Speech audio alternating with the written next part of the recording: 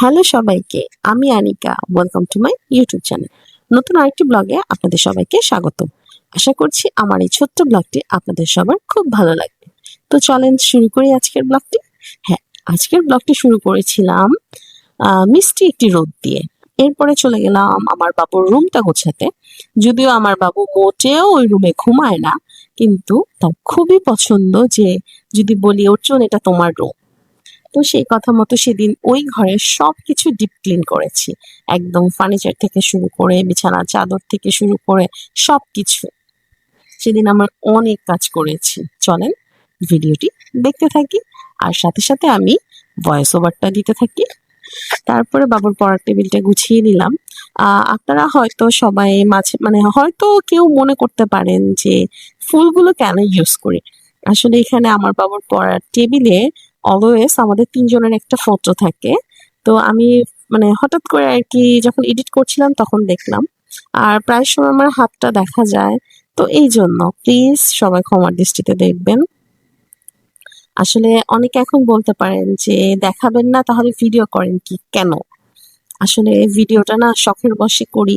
এত আপুদের ভালোবাসা যে আমি পাবো, আমার চ্যানেলেও যে কেউ সাবস্ক্রাইব করবে আমি কখনো আশা করিনি।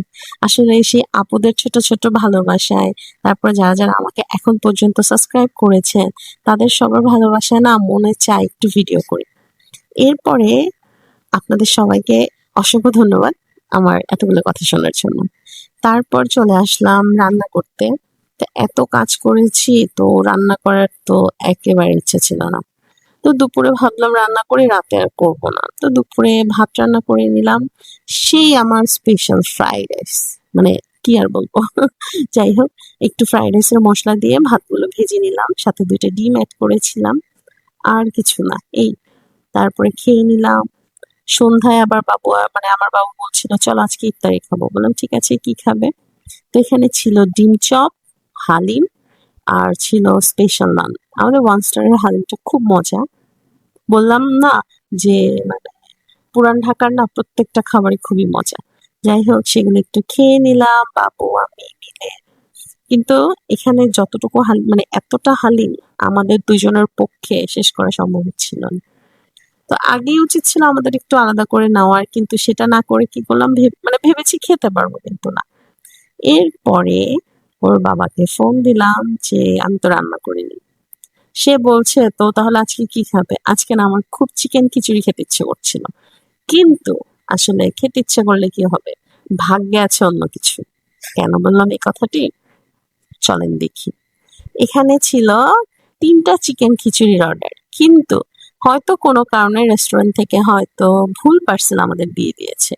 এখানে ছিল একটা শুধু খিচুড়ি, ছিল একটা চিকেন খিচুড়ি, আর একটা ছিল হচ্ছে খাসির তেহারি।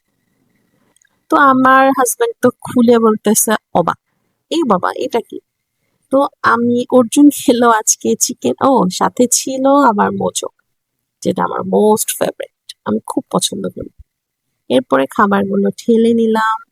অর্জুন খেলো চিকেন খিচুড়ি, আমি খেলাম খাসির তেহারি, আর ওর বাবা খাচ্ছিল শুধু খিচুড়ি। এরপর আমাদের থেকে ওনাকে একটু করে মাংস দেওয়া হচ্ছিল। যাই হোক, আপনাদের সবাইকে অসংখ্য ধন্যবাদ ধৈর্য ধরে আমার ভিডিওটি দেখার জন্য। তো বরং আজ এখানেই বিদায় নেই। যদি ভালো লেগে থাকে অবশ্যই আমার চ্যানেলটিকে সাবস্ক্রাইব করবেন এবং আমার সাথে থাকবেন। তো সবাই ভালো থাকবেন। টাটা।